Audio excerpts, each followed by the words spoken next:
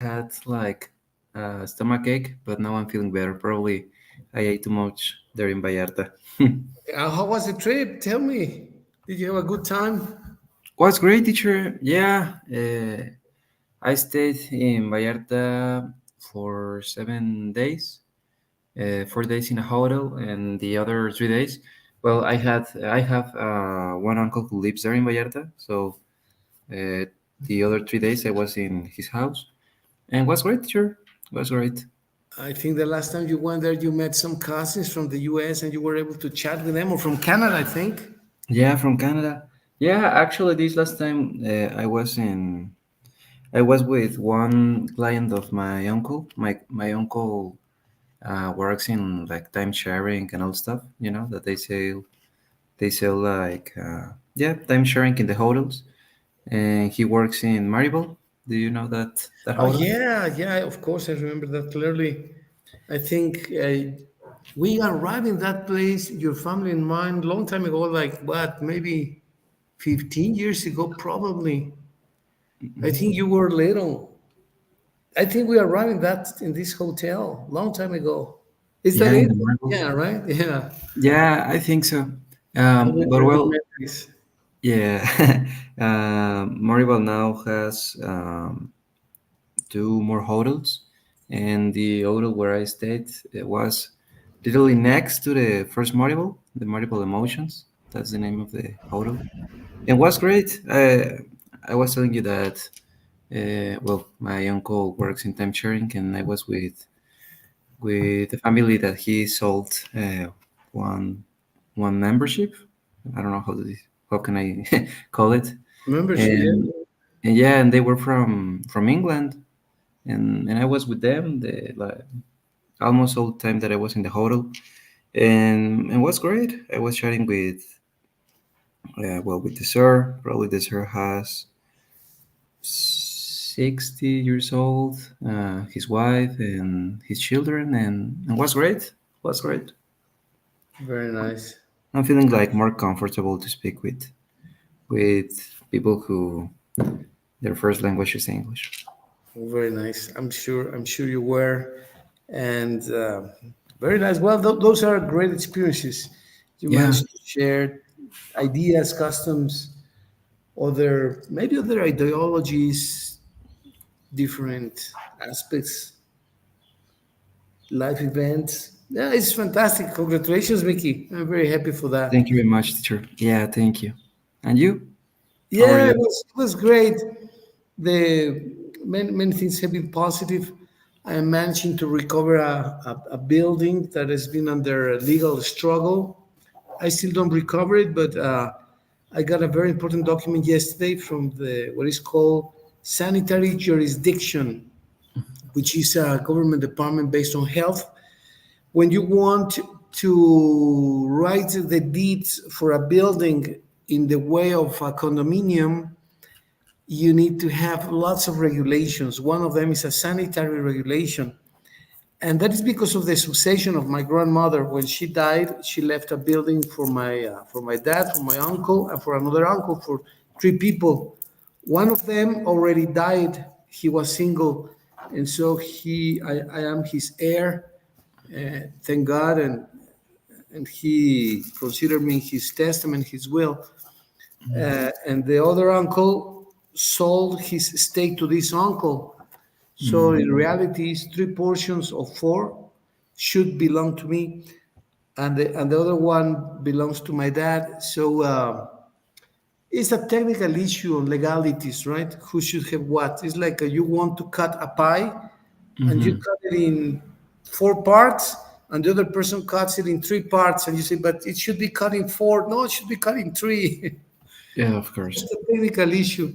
It is not a big problem, but you need to go through a process. The sanitary regulation, then the notary, then the government offices.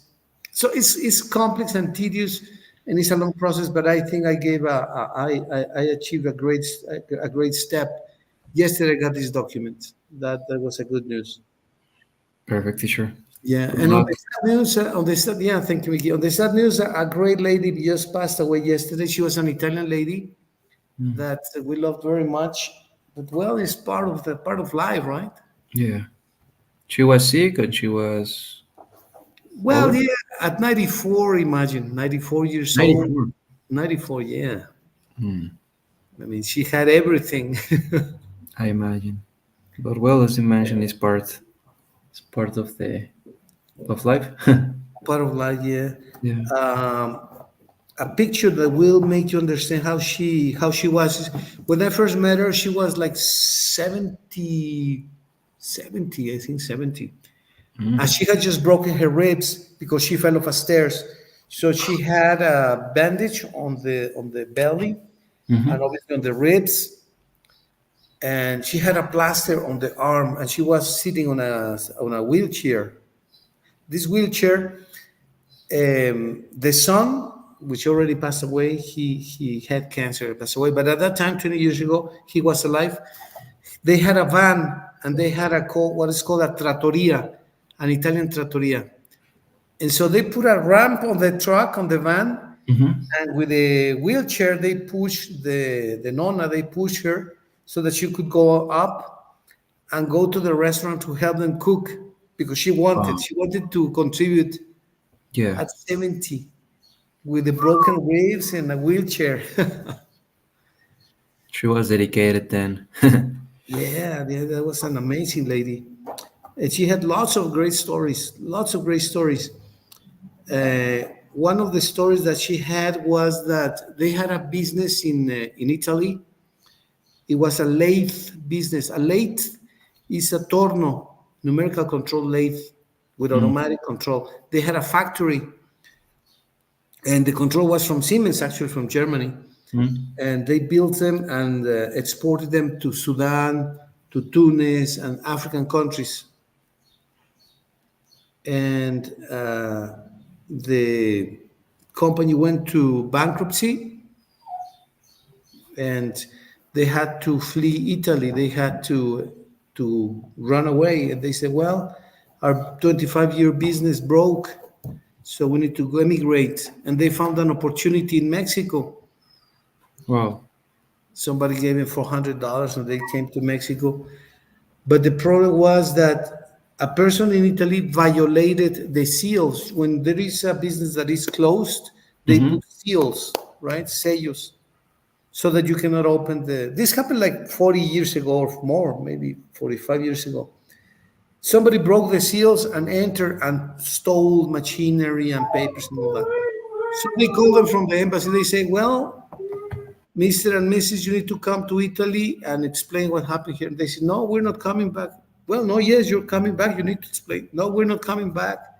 So, you know what happened? There was an order of extradition, and they had to either go or go to jail.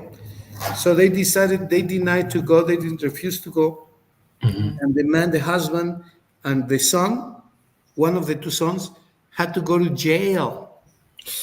So they were in jail for 17 months, and she had to visit them every day in Almoloya, every single day. And then she met, that's part of the bad story. But then there was a great story. In Almoloya, she met a friend by the name of Zambrano. Does it sound a bell? Like it sounds familiar? Zambrano? Yeah. Mm, well, the last name is. I have heard it, but I don't remember why. Yeah, well, his cousin was the lord of cement in Mexico. You know Cemex? Yeah, of course. Wow. Well, this gentleman was the cousin, first cousin to him. So one of the richest men in Mexico was in prison for fraud, of course.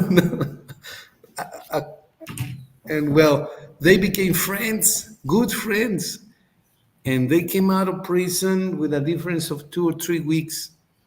So he went, and he was very, very gentle, very friendly. They let him take a shower in his. It was like a private apartment for him. Prison was not really prison for this gentleman. It I was imagine. like, yeah. So because they became friends, he gave a very, very good treatment to both the husband and the son. But she was suffering because she was by herself. and she had not received the pension from Italy yet until about that time, right? Hmm. And then when they came out of prison, they started a business in Mexico City, in a place near Polanco, Hmm. selling pizzas. And they made a fortune. She was the cook. He was the like not the waiter, like the principal man that receives the people in the Like the door. hostess. The host. Yeah, Hmm. he was the host. Exactly that. And the business was a success, total success. So they made a fortune, and with that money, they built the house here in Irapuato that was just across the one that I had. And so, a fantastic story that she told us. Wow. And Yeah. why she came to Irapuato? Because Zambrano passed away. Mm. Mr. Zambrano passed away, and she didn't want to remain in Mexico City. So she decided to come to Irapuato. Her son had a Hmm. house and still has a house. Well, he already passed away, right? But they had a house very beautiful in Lomas del Pedregal, but extremely, extremely beautiful. 2 blocks away from where I used to live. Your dad knew the house where I was living, and but the house that these guys had as a mansion is incredibly beautiful and big. But well, as normal, he passed away. Then the father, when they just came to Irapuato, Mr. Don Giovanni passed away too. So she was by herself with her son, and she received the pension from Italy. But a fantastic, fantastic lady.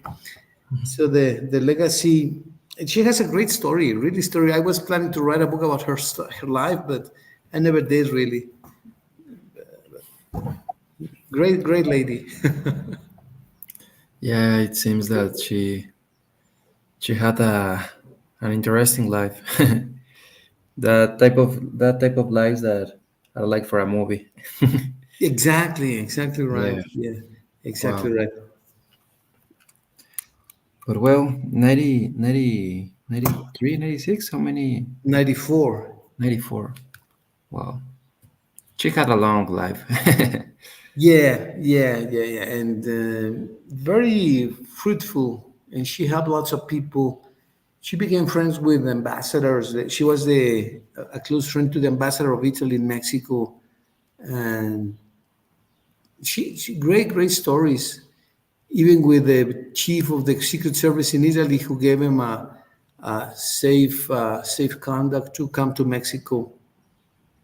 So it's very, very interesting anecdotes. Truly, truly, lots of stories that you could probably see in movies. Yeah, she had him. Yeah, I imagine. What And was her name? Angelina. Angelina. Angelina. Angelina. Wow. Yeah, great stories. And then and she had also, I mean, her husband her son had a wife who inherited a beautiful mansion, a property there in Lomas.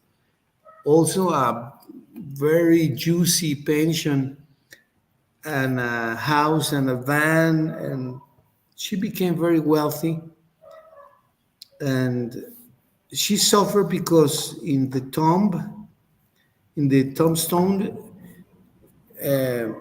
they had to bring the corpse and the remainders, the ashes of their husband, to the church. The one that is, what's the name in Francisco Sarabia at the end? What is it? The church? Yes, remember? That's very famous. Mm, Las Criptas? Yeah, yeah, that one, that one. Well, it's common for people to put a small label in a piece of metal that costs 200 pesos, 300 pesos. Well, the husband of the husband died like 8 years ago, 10, not 8, 10 years ago. Mm-hmm. And the wife who inherited the mansion, the van, the pension, the truck, and the bank account couldn't afford to pay 200 pesos to put the metal label of the husband in this cryptas. So that was the only thing that made her suffer. Other than that, she was a very happy woman. But then how can you explain that, right? You inherit a fortune and you cannot pay 200 pesos for that. There is something I don't know why. She didn't told you why she didn't pay the 200 pesos, or it was like something between them. I don't know. And she said that she was gonna do it. I mean, not of course. It was a pain, a sorrow for Angelina, for my neighbor, because Mm-hmm. she said my son has not doesn't have a metal name in the crypta, right? So why hasn't the wife, when widow in this case, the widow, why hasn't she put a small label in the little box of the coffin? Well, those are stories that made her suffer a little bit, but she had many happy stories. She was a fantastic cook. She could make the best lasagna you could ever try. Yeah, I imagine. Amazing cook. The original lasagna. Yeah, exactly. And pizza like nobody else. I'm sure that you have good memories of maybe older family members.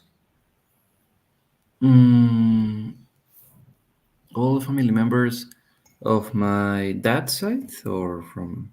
I don't know, maybe grandparents, maybe great grandparents. Well, grandparents, from the side of my dad, just my grandparent, because obviously I didn't I didn't meet the mom of my dad. And from the part of my mom, yeah, I know I still have my two grandparents. Both of them. Ah, that's Yeah, very nice. both of them. Yeah, I met your grandpa Tonio. I met him a couple of times. Yeah. Yeah, and I heard the story of the of your maternal of your paternal grandma. I know the stories also. So yeah, those people leave great legacies. Um, so, which are the things that we should remember as a legacy from people who is gone in general? What do you think are the or is the legacy that we should maintain, remember, Buenos keep días. as an inspiration? Well, I don't know. I think that probably could be like uh, the effort that they did to finish in the, how can I say it, like, like the process that they passed to be the person that they were. But for example, I remember that my uncle didn't have my uncle, sorry, my grandparent of part of my dad. He didn't have um, a career. He he studied until preparatory, I think so, and well, he had a good job in CFE, and he was, and I remember that he did like the accountability of people, so he learned accountability by himself. Really, Yeah, and well, I think that that type of things that they like overpass the challenges that they were living at that moment. I think that that will be like the heritage that they live. inherit. Yeah, I think so. Yeah, that's very true. Sometimes we don't see many things which are the personal values and ethics of people, but we have them. I mean, you carry the values of generations. You think about why we are, and I can say we because I think I'm also part of people who are like you, your family, our families, Yeah. people with integrity and honesty. And we say, Hmm. well, it's just normal. Well, it's not normal. I mean, there is an explanation. We inherit personal values and ethics, don't you think? Yeah, yeah, it's true. So sometimes people will say in the street, in the school, at work, we say, "Oh, look at Mickey, look at Luis, look at Mitch, look at the parents. They're all great people, very with a huge level of ethics and integrity." Well, yeah, but we inherited that from our parents, from our grandparents, from sometimes from the people that surround us, and I think that's part of the legacy that we get, and it's not always visible. Yeah, if you inherit a beautiful house, a mansion like this woman, well, it's visible, right? But Hmm. sometimes we have things of more value that are there, they exist within us, and they are not, at first sight, they are not visible. What do you think of this, Mickey? Yeah, it's true. It makes sense. For example, we met people and we normally say, "Wow, this person is so nice," but well, before that person, probably there were uh, their parents that taught him or taught her the values that she represents, and their parents learned from their grandparents, and well, it's like a chain, no? Yeah, exactly, exactly. And for example, look at the first one, please. I don't know if you can read the first part where it says personal values and ethics, integrity and honesty. This first Hmm. part, please, Mickey. Personal values and ethics, integrity and honesty, upholding high moral standards and being truthful in all dealings, demonstrating consistency between words and actions. Yeah. Well, yeah. What do you think about that? Yes, it's true. I think that there must be a balance, and there must be uh, like a correlation between the words that you say and the action that you normally do. So, so yeah, I think that it comes from the morals that our parents taught us, and yeah, and it's part of that heritage at the end. Yeah, totally true, totally true. And very often, not always, but very, very, very often, we have stories or anecdotes from the family or friends, right? We have Hmm. stories and anecdotes that more or less inspire us. Oh, that story of this and that. Oh, that's an inspiration. Oh, this happened this time. Yeah, that was an inspiration. For example, one of the anecdotes that this lady told us was that when she first got Angelinda, when she first got in this restaurant, Hmm. the the girlfriend that Zambrano had a double accounting system. Double accounting. She was reporting to him something, but in reality, the numbers were different, right? Yeah. She was making a fortune. I mean, the lady that was the girlfriend of the man of the owner was the girlfriend, but she was having a double accounting system in the cashier, right, in the business. So she was really stealing from the house from the boyfriend. Yeah. And what this lady says to us, Angelina says, is no. The first thing that I told Zambrano is, look, there is a double accounting. There's something wrong. And he didn't trust at the beginning. No, look at the numbers. Check this. So uh, that type of stories let you know that not it is not always love, right? What is there? Yeah, of course. Hmm. So it is funny. Well, then we have the second group, which is kindness and compassion. Let's see this one, please, Mickey. Please, Hmm. can you please read it in blue? Kindness and compassion, showing empathy and care towards others, helping those in need, and supporting family and community. Yeah.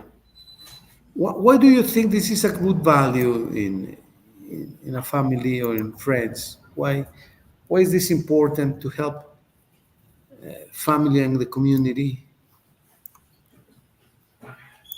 Mm, is it important because uh, at the end, I think that you don't know when you're gonna need help. So if you support others, if you help others, probably not always, but so many times the people that you helped before, they're gonna support you in the moment that you need. And a part of that because it is important to show empathy to the others because One day, probably we're gonna need that empathy. Yeah, I believe this is a great phrase. I fully agree with you. Totally. Okay, very good, Mickey. Thank you very much. Let's go to the next one, which is perseverance and resilience. Can you read it and comment on that, please? Mhm. Perseverance and resilience, overcoming challenges and hardships with determination, setting an example of grit and strength in difficult times. Right, right. Have you heard this type of stories from friends, family, maybe movies, books that have inspired you? That you say, "Oh, this is such an inspirational story from whoever," or that you have seen in a movie that you heard from a neighbor, from friends, maybe Mhm. family, whoever. Any story about perseverance and resilience that you consider has been inspiring for you? Yeah, of course. There are so many. Uh, One of them, and it's one of my favorite movies. I think that one time we talk about the movie is the movie of Pursuit of Happiness with Will Oh Smith. yeah, Do you know? Yeah, that is a great movie, and I think that is the perfect example. yeah, yeah. But how close have you seen this in real life? I mean, this is a movie. This is surely true. It's very beautiful. I love the movie. It's Mhm. very inspirational. How about close examples? Examples that you have seen close to you, maybe from a neighbor, a close friend. Yeah. Well, another example could be my uncle. My uncle, well, the uncle that now is living in Vallarta. Oh, really? Yeah, he was living in United States at the age of 21. He decided to move to United States, and then he started his life there. And he moved to United States because here in Mexico, he told me that he didn't have the opportunities, and a part of that because uh, he had a son at the moment that he moved to United States. His son has almost 1 year, so in a way was like to try to get a better life to his son. And well, he told me that he passed through so many difficulties because first of all he didn't speak English, so imagine that. And I know that it's the life of so many immigrants that he moved to the United States and they're just looking for work and any type of work. He told me that he was working in a farm, um, like collecting tomatoes, and he was doing that for until 8 or 9 hours all the day, and obviously he was suffering. But then he obviously he learned he speaks English now, and he started the different businesses. Then he had the bad luck that he was deported. So fif- almost 18 years after 18 years he was deported. He had his house, he had his cars. He he was wealthy there. He was really wealthy, Mm. and yeah. Then he finished here in Mexico. First of all, he went to Playa del Carmen. He was doing time sharing. He always was good in selling and all stuff. Then he didn't like too much Playa del Carmen, and he finished in Vallarta, and he was doing great. He has um, it's not like a salary because obviously depending of the sales that you do, you're gonna receive the money. But he always has sales, and he knows how to, in a way, persuade the clients, and he seems happy. I hope that he really is happy, and yeah, that could be another story. Well, yeah, that's very inspiring. Um, did he live in Raleigh, in North Carolina? Yeah, him. Yeah, I don't know him personally, but I know a person who was a friend to him, who Oh, really? knows him, and yeah, and admires him. Yeah, she is a common friend. She is Mm, a friend of mine, and she told me about a friend that she had in North Carolina that was connected. But I was confused because I thought that this gentleman was a relative of your dad, not of your mom. So I said, nice. no, it cannot be. Memo, no, cannot be Tonio. And I was kind of confused. Yeah, And I think it was you or somebody told me that it was your mom's brother, not your dad's brother. yeah, it's my mom's brother. Right. And yeah, and this lady spoke very high of him with a lot of admiration and more or less told me about him, how he more or less similar stories. And she never told me that he had been deported, which I mean can happen to any one of us, right? But Hmm. yeah, and it's great. It's incredible. Now you're telling me a story about him, right? That is he's becoming successful in the in the beach, in the business of time sharing. So yeah, Yeah, these are inspiring stories, Mickey. Those are great stories. yeah, absolutely. It is so important to try to be like resilient, right? Not so many people could overpass those difficulties. Well, that's true. That's true. And yeah, exactly, exactly. And then when you are resilient, like in this case, you start having harvesting the fruits, reap the fruits of your good attitude to life, and then you start like showing your achievements or yeah, not showing only but sharing. I think sharing is a better word, right? Hmm. And then let's take a look at these achievements and contributions. Yeah. Let's read this, please. The first part, what that can be and represent. Can we read this, please? Yes, sure. Achievement. Sorry, I was connecting my laptop. Ah, okay, Um, yes. yeah, achievements and contributions, professional accomplishments, excelling in their careers and contributing to their fields, serving as role models for hard work and dedication. Yeah. Well, as you were saying, you don't have to be working in rocket science to become proficient and very good at something.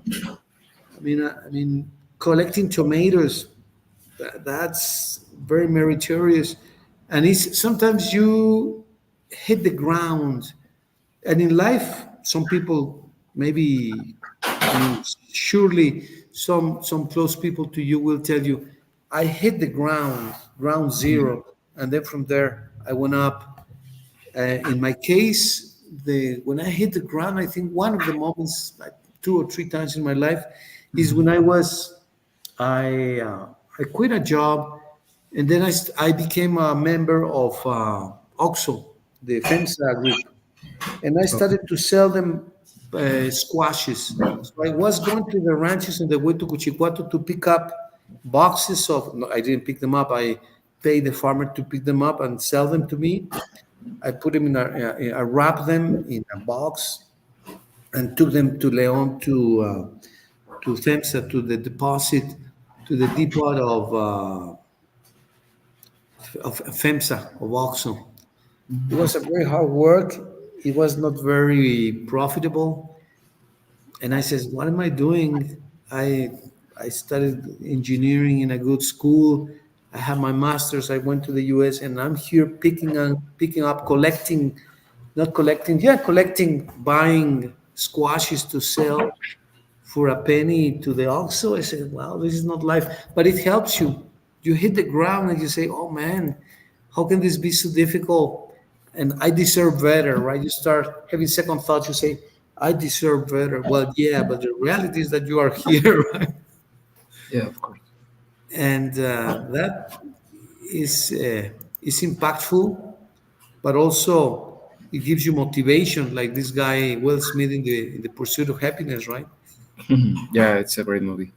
Yeah, it's true. I think that when you, well, for example, my uncle told me that he obviously hit the ground so many times there, but he told me that it was difficult. But then he realized that he didn't have like something to lose, so because he had already lost everything. So in a way, it was like a motivation to to try to do it again. Well, that's a great comment, Mickey. Having nothing to lose is very instructing phrase. You have nothing to lose. Yeah, what do you have to lose? That's true. I think it's very insightful, having Yes. nothing to lose. Yeah. What can you lose? You already lost everything, right? Or I mean, like him in this case. Mhm. It's a fantastic story. Great story. Thanks for sharing it. Yes, sure, no problem. Well, let's go to the next one, which is community service. Community Hmm. service. What is this? What does it represent? What do we think about it?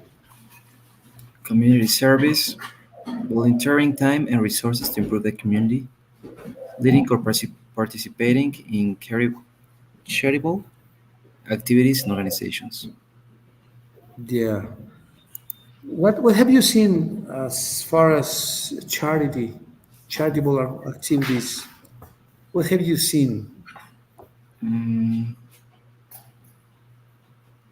well, for example, there's an organization here in Irapuato called Por Animal, Okay. and yeah, he collect dogs that obviously don't have home, don't have every, anything, don't have nothing. Sorry, and then they clean them, they check that everything is okay with them, and then they do like campaigns of how to say like adoption campaigns could be called. Adoption campaigns, yeah. Yeah, and obviously you can donate if you want with dog food and obviously with money too, or if you can have your have a little dog. In the meantime, they are looking him for a new home. You can do it too. But well, for example, that could be that could be one. Yeah, yeah, those are great campaigns. There are many campaigns of different types where people volunteer to do something which is positive for the community. I was impressed in the US by a group of old ladies in their 80s, 70s, 80s, no less than that, that were working in the gardens, picking up trash, just trash, regular trash, piece of paper. There was trash in the park, and they were picking them up and putting them in bags. Ladies of 80 years old, 75, cleaning gardens, cleaning parks, boulevards. It was amazing. I saw that in Oregon. Wow. I said, how can this be? And you know, you didn't see them as badly dressed up or anything. They were dressing okay. They looked like okay people. But they had this charitable activity where they were cleaning up gardens and parks and streets. It was impressive for me to see these ladies doing this. And what else? Of course, donations. When I was in Ireland as well in Ashland, there was a theater called the Oregon Shakespeare Festival Okay. that was very pretty prominent theater chain of theaters. There were others in San Francisco and Los Angeles. Obviously, there was some type of fraternity or brotherhood where they helped each other, but they were patrons who donated money, Mm-hmm. like sponsors of the actors and actresses. And it was not little. It was not little what they donated. Sometimes it was impressive the amount of money that they provided for the community of actors and actresses in the theater. They played Shakespeare plays, Romeo and Juliet, Hamlet, all that type of plays, bless you. And it was amazing because the donors provided money. And of course, my job was to make the web page, which I didn't know how to make web pages. So my boss was paying me to teach me how to make web pages. And I had to give credit to the donors and say to Mr. Wilson for his kind and gentle patronage, for his donations and this and that. So that was part of the credits that we had to give in the webpage. Wow. How old were you when you were doing that? I was in the master's degree. I was not very young. I was 29, 29. 29. Yeah, Wow. it's when I went to the US to do my master's. 29 or Right. 30. No, no, I was already 30. Hmm. I went to the US when I was 30. 30, 20, no, 30, 30. I was already 30. And it was great. It was just amazing. Yeah, I imagine. Yeah, it was a great job. But you see these charitable activities and organizations that, for example, my grandmother used to work for the diocese in Leon, or diocese as they call it in English. And she collected money from the wealthy people in Leon to give it to the seminar. You know, when you order yourself as a priest, as a father, you stay, you spend some years in the seminar, and these people normally don't have a whole lot of resources. So this organization was in charge of providing some funds for the seminarists to, well, to the basic needs, right? Eat, have some clothing, shoes. Mostly she collected shoes from the shoemakers in Leon, and she gave those shoes to the seminarists in Leon, in the seminar. And so it was a community service that my grandmother used to make, and it was very generous from the shoemakers. That's another example that I have from these charitable organizations and activities. The Catholic Church is very, very prominent, very, very generous in doing organizing these services through the dioceses mostly. Well, there are many, many subcategories which do this type of community service. Yeah, of course. Yeah. Yeah, I think at one time I went to the Diocese of Leon when I was in in the Colegio Atenas. Oh, really? How was it? Was great. Was great. It was like how can I say it, like they call retiro. I don't know. Seclusion, seclusion. You are secluded. Seclusion. Seclusion. Yeah, and it was great because well at that time I had probably 14 or 15 years old, and other classmates went to that to that place, and we stayed there for a night, and it was great. It was beautiful. I really enjoyed it.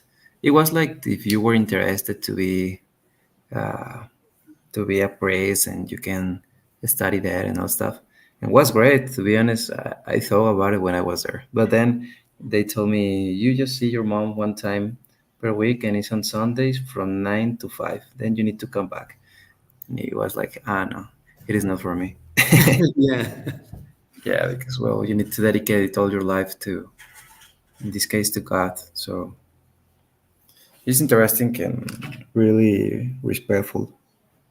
Yeah, but it's a difficult life. I mean, you need to renounce to the amenities of life, many of the amenities of life, Yeah. and lots of sacrifice. Of course, there should be many rewards, personal satisfaction, spiritual life.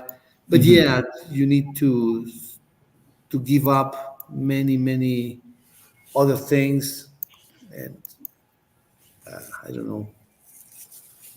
That's not for me. I was not even Yeah, close. me neither. Me neither. Right. Well, let's take a look at the third topic, which is educational attainments and what that represents, please. Yeah. Educational attainments. Pursuing education and lifelong learning, encouraging and supporting the educational goals of future generations.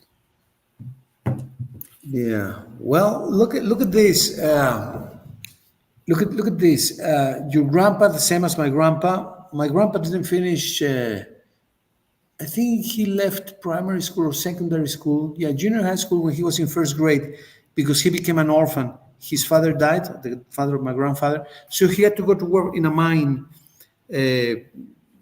turning on explosives and building up roads for the mines in Guanajuato. Right? So he became a miner at 13. Yes, I think he was in secondary school already. 13. Right? So he didn't have a formal education, right? Yeah. You talk about your uncle Tonio, also your grandpa, who also didn't have a formal education, although they were educated in the job, right? As they say, in the job training. And then you look at your dad, who has a career, his master's degree, he. Let's say that we were able to surpass our former ancestors, right? Our ancestors. Mhm. And then look at you, you're only 22, 23, you're already doing a master's, and probably you already have a business. So generations are like, it's not like we're comparing, but making quicker progress than probably our ancestors, because they are paving the way for us in a way, right? They are more or less paving the way. What do you think of this, Mickey? What do you make up of this? How does it make you feel? What do you think of all these events that happen transgenerationally? Yeah, of course. I consider that it's important to remember our ancestors from where they came, and yeah, and understand and being grateful. As you mentioned here, I'm 23. I'm making my masters, and oh, you still there, teacher? I think that you Yeah, lost. yeah, I'm here, I'm here, I'm here. Okay, okay. Yeah, and I was telling you that, for example, well, my dad, I think that he did his masters until I don't remember if probably 40 something, and well, now I'm doing my masters at 23. So in a way, being grateful because I have the chance to do it. I know that he, for example, paid for his masters, and I'm not doing it. My dad is paying for that, and yeah, being grateful, and I hope that in the future generations can, in a way, like overpass, not in like a competitive way, but yeah, have better opportunities than me, probably. Right. Don't you think? Because I feel a little bit like that, but of course, everyone feels differently. Hmm. Different. That we have certain responsibility towards our next generations. That our legacy doesn't necessarily have to surpass what our predecessors did or what they made or attained. It's not that we need to surpass in a competitive way, as you mentioned, but we have like a certain moral obligation in a way, if I can use the word. I prefer your word. We have certain feeling of gratitude, and that leads us to widen our legacy, right? For example, let's see, because I had the privilege of knowing your dad when he was in the university, and the privilege of knowing you now, and having a look at this progress in generation. Let me call it progress or development or advancement in generations. Same as my in my life and with my daughters too. Then, in a way, you have more tools. The kids of your generation have more tools, and some of them like you are using them intelligently, right? Like a new calculator, a new computer, new cell phone, new technology that in our time didn't exist, did not even dream about them. Yeah. Why not all the people? I mean, some people are surely like you, but not everyone. Some other people take other ways with the same tools. Maybe they have the same tools, but they decide to go somewhere else. Where does it lie the difference? Why you take good decisions? Maybe you say, "Well, I'm gonna start a business. I'm gonna do this. I'm gonna do that. I'm gonna maintain a healthy life. I'm gonna do community service. I don't know, whatever, right? You maintain good habits, this and that. And why other people go a little bit astray? I'm sure you have seen people who don't make a profit of their virtues and talents as they should, maybe. Where does it lie the difference? Mm, well, for example, I have friends that probably they had other opportunities in comparing with me. Probably they went to other school or they studied their university in other city or in other state, and and well, probably they were more focusing on try to enjoy the life outside of the city. Going to bars, going to other places that instead of invest your time in something that probably could give you a benefit in a long term, they're just like enjoying the moment. Probably that will be a reason that they don't see like the moment that they don't gonna have their parents, unfortunately. Probably they're still focusing on just enjoying the life. And well, for example, I started to be interested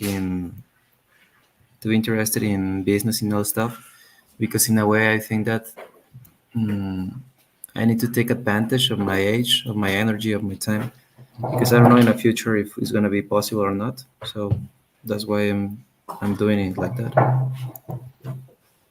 Right. That's very, very important and insightful. Yeah. Well, thanks for commenting about that. Thank Let's you. read a little bit about this other aspect, which is part of the legacy of our ancestors, traditions and culture. Can you please, Mickey, read the square? Yep. Traditions and culture. Family traditions. Establishing and maintaining meaningful family rituals and celebrations. Passing down customs, recipes, stories, and practices that strengthen family bonds. Family fun, right? I'm sure that we have had lots of family meetings, gatherings, stories that unite, they strengthen the bonds, family bonds. Do you remember the what is the earliest period of your life that you remember, that you cherish, that you say, "Oh, this was a great moment when I was 5, 6, 7 years old"? What is the earliest moment in your life that you remember with a pleasure? Probably when I went to the beach with my parents when I was much younger. Yeah, probably that will be one of the things that I most remember. Okay. Yeah. Yeah, and for example, when my grandma was cooking us different things, she's a really a good probably cooker. So yeah, I remember, for example, the food of my grandma too. Okay. Oh, that's very nice. Nice. How about the cultural heritage? When we talk about cultural heritage, let's see what it means and what it implies, how we have acquired and maintained this heritage. Can you please read the square, the last square, Mickey? Yeah, cultural heritage. Preserving and honoring the family's cultural background and heritage, sharing language, art, music, and traditions with younger generations. Yeah, What does it say? If somebody asks you about the cultural background and heritage of the family, what customs, what celebrations, rituals do you have in memory, or other members of the family have in memory? They say, "Oh, this was a great event when," for example, I never met my paternal grandfather, which whose name was Rafael, like my brother, like my uncle, like my nephew. There are like 6, 7 Rafaelis in the family, but I never met my grandpa.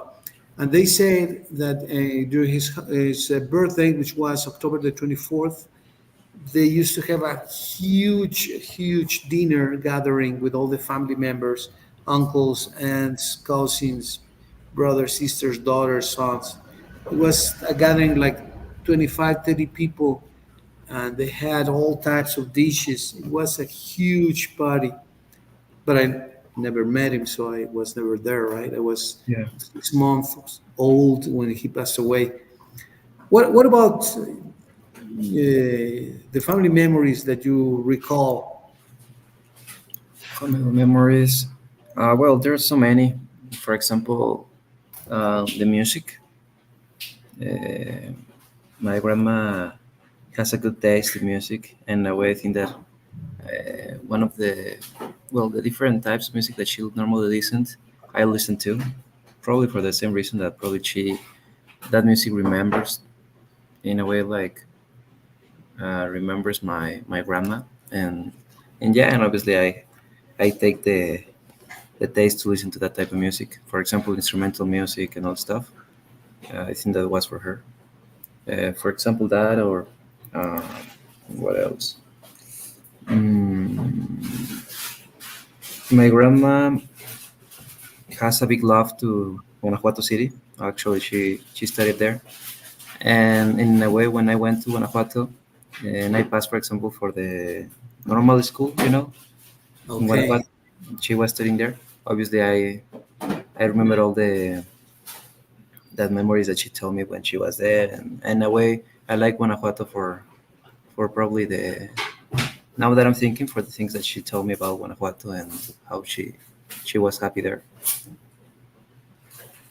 Have you ever visited the House of the Legends? Yeah, of course. Yeah, the last time was like 3 or 4 years ago, but yeah, it was great. The House of Legends, Yeah, Casa de las great Leyendas. place, eh? Yeah, great place. Yeah, the last time that I went to Guanajuato was like 2 weeks ago with my uncle. My uncle who lives in Vallarta. He first came to Guanajuato for visiting my grandparents, and with him he had he has a friend who is called Andrew. He lives in Canada, and me and my uncle we were like his translators to him. Obviously, he doesn't speak Spanish at all, and we went to the mummies. It was my first time that I visited the mummies in Guanajuato, and this person was fascinated to see the the mummifications and to see Guanajuato. I think that he went with my uncle to different cities, and Guanajuato was his favorite. He told me Wow. Yeah. Yeah, the style of Guanajuato, the flavor of the city, the cafes, the coffee shops. the colors, All everything. Yeah, Yeah, exactly, exactly. It's just an unbelievable feeling to be there, right? yeah. In a way, I think that you feel like you transport from one time to other because the streets, the houses, everything is like so like colonial in a way. Colonial, exactly, exactly, So yeah, exactly. it's beautiful. Yeah, that's very true. The folklore, the music. Sometimes the studentina starts playing, and Mm, then how can you forget that, right? How can you yeah, ever forget? yeah, it's great. Yeah, I love the city. I love Guanajuato too. When I visit, they have so many great traditions. Well, the studentina is one of them, but you have also the what do you call this? It's related to the flowers. The day of the Virgin of Dolores. Mm-hmm. Remember Yeah, the Day of the Flowers. the Yeah, day of the flowers? Yeah. there are so many traditions there. The only thing that I didn't like of this last time that we went to Guanajuato is that we didn't see where we parked the car, and it was a handicapped space.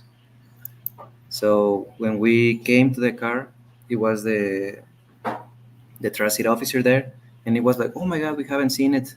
And the person was so rude, and he told us, "No, I'm gonna put you the fine." And we wanted the fine. But we were there, so he didn't took the plate at the moment that the car plates at the moment that we arrived there in the car. And no, he was so rude. And then the next day we went to pay the fine, and imagine what was the cost of the fine in How Guanajuato. much?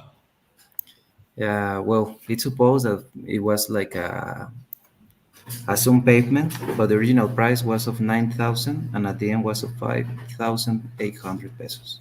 5,800. So it's better to just found a parking and and put your car there because now it's so expensive. Wow, 5,000 pesos. that's a fortune.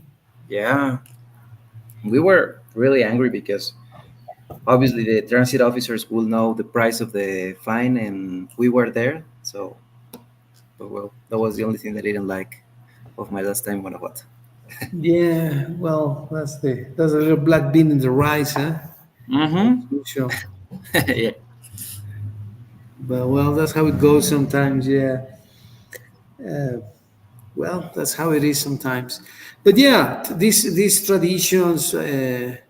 language, art, music, and traditions you sharing with younger generations. In this case, you are the younger generation, right? Your uncle is the older generation, and isn't it fabulous when you spend time with a with an uncle? For example, in your case, I used to spend time with my uncle and learned about life from other perspective, from other a little bit different from the traditions and maybe the way the path that your parents have. Yeah, I'm of not course. saying, isn't it fascinating sometimes? Yeah, it's great because, well, as you mentioned, you see, and in a way you can understand like other perspective. Me and my uncle, we think in in so many things in a different way, but in a way I can understand his perspective, and I hope that he can understand my perspective too. But yeah, it's great. It's great when you share time with people that is from your family and that, in a way, think probably in a different way, but you can share time and it's okay. It's perfect. Right. I remember one day one of my uncles got sick, so he Hmm. asked me, he's widower. His wife passed away like 10 years ago out of breast cancer, and so he's by himself. So he was going to have a surgery, and his daughters were going to go out on a vacation trip. So he asked me if I could stay in his house. Yeah, I said, yeah, I can take care of you. And then he was saying, "Oh well, look, this is for you to have dinner tonight." And then Anita, Mary, or I don't remember the name, said she made a sandwich for you in the refrigerator. And then here is this, and then here is this. It looks like I was the person, the sick person, right? Hmm.